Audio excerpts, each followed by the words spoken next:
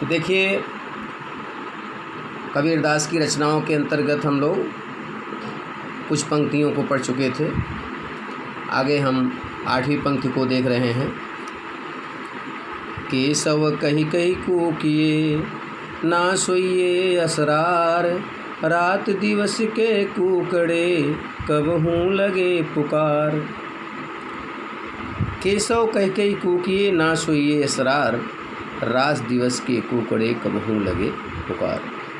कबीरदास जी कहते हैं हर समय परमात्मा का नाम लेते रहना चाहिए, कभी बेसब्री की नींद नहीं सोना चाहिए, क्योंकि रात दिन अगर परमात्मा का नाम लेते रहेंगे तो कभी न कभी आपकी आवाज़ उनके कानों तक पहुंच जाएगी और आपकी बात को स्वीकार कर लेंगे।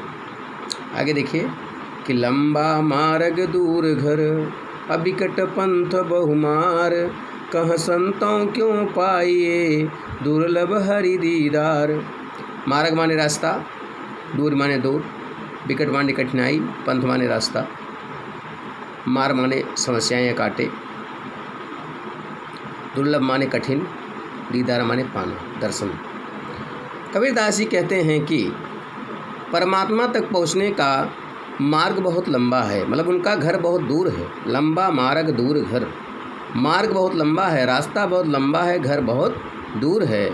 विकट पंथ, रास्ते में अनेक प्रकार की समस्याएं हैं। बहुमार, अनेक प्रकार की दिक्कतें हैं। अर्थात परमात्मा का मार्ग बहुत लंबा है, घर बहुत दूर है, रास्ते में अनेक प्रकार की समस्याएं हैं, कठिनाइयां हैं। कहों संतों क्यों पाइए। कबीरदास जी कहते हैं कि हे संतों, किस प्रकार से परमात्मा का दर्शन मिल सकता है। उनका दर्शन पाना बहुत कठिन हो गया है। दुर्लभ माने कठिन, हरि माने परमात्मा, दीदार माने दर्शन। परमात्मा का दर्शन पाना बहुत कठिन हो गया है। मार्ग बहुत लंबा है, घर बहुत दूर है, रास्ते में अनेक प्रकार की समस्याएं हैं। और हे संतों, किस प्रकार से परमात्मा का दर्शन किया जाए, उनका दर्शन पाना बहुत कठिन हो गया है।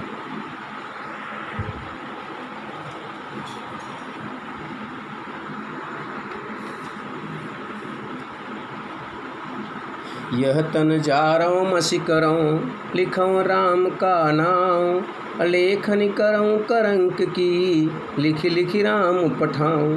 फिर कबीरदास जी कहते हैं कि किस प्रकार उससे परमात्मा को प्राप्त किया जा सकता है, तो उसका एक माध्यम बताते हैं कि यह तन माने शरीर, जालो माने जला दीजिए, मसी माने स्याही,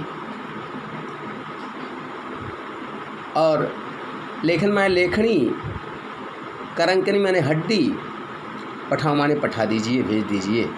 तो कबीरदास जी कहते हैं कि यह शरीर जला करके स्याही बना डालो। यह तन, तन माने शरीर, यह शरीर जला करके स्याही बना डालो। लिखो राम के नाम, उससे राम का नाम लिखिए। लेखनी करो करंक की, और अपनी हड्डी को निकाल करके लेखनी बना डालो। लेखनी बना करके लिख करके राम के पास भेज दीजिए, आपका संदेशा पहुंच सकता है। इसको हम जब भी अर्थ देखेंगे पहले और तीसरे, फिर दूसरे और चौथे से देखेंगे। कबीरदास जी कहते हैं कि यह शरीर जला करके स्याही बना डालो, और शरीर से हड्डी निकाल करके कलम बना डालो, अर्थात लेखनी बना डालो, और उससे राम का नाम लिख करके श्री रामचंद्र जी के पास भेज दीजिए, आपकी सूचना पहुंच सकती है। यह शरीर जला करके स्याही बना डालो, शरीर से हड्डी निकाल करके कलम बना डालो, उससे राम का नाम लिख करके श्री राम के पास भेज दीजिए, आपका संदेशा पहुंच सकता है।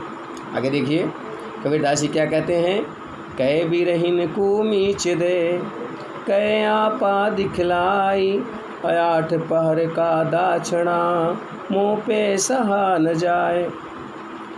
कबीरदास जी कहते हैं या तो हम विरहिणी आत्मा की मृत्यु कर दीजिए। देखिए यहाँ कबीरदास की रचनाओं में किसी प्रकार के परमात्मा, देवता या ईश्वर की बात नहीं की, केवल परमात्मा और आत्मा की बात की गई है। तो आत्मा परमात्मा से कहती है, आत्मा परमात्मा से कहती है, कै माने या तो, कै बिरहिन को मीच दे, या तो हम विरहिणी आत्मा की मृत्यु कर दीजिए। मीच माने मृत्यु, विरहिणी माने वियोगिनी। या तो हम वियोगिनी आत्मा की मृत्यु कर दीजिए, कै आपा दिखलाए, या तो अपना दर्शन कराइए। आत्मा परमात्मा से कहती है, हे परमात्मा, या तो हम विरहिणी आत्मा की मृत्यु कर दीजिए, या तो अपना दर्शन कराइए। 8 पहर का दाक्षिणा, 8 पहर माने होता दिन रात, रात दिन का दाक्षिणा माने जलन, रात दिन का जो जलन है वो मुझसे बर्दाश्त नहीं हो रहा है। देखिए, फिर से देखिए कि कबीरदास जी कहते हैं, या तो हम विरहिणी आत्मा की मृत्यु कर दीजिए, या तो अपना दर्शन कराइए, ये रात दिन का जलन मुझसे बर्दाश्त नहीं हो रहा है।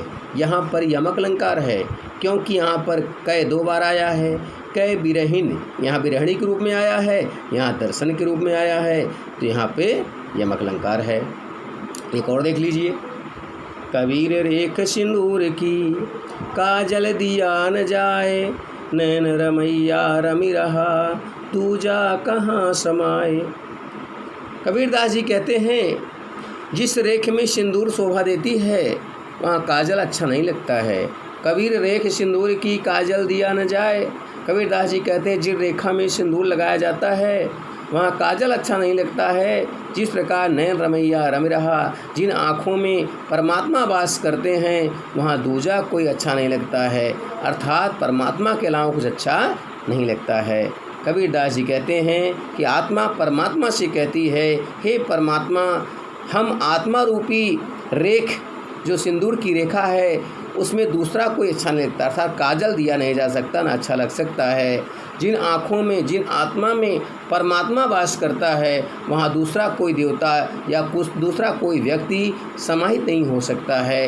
इस प्रकार से इन पंक्तियों को हम लोग पढ़े, आगे हम लोग अगली क्लास में देखेंगे। धन्यवाद।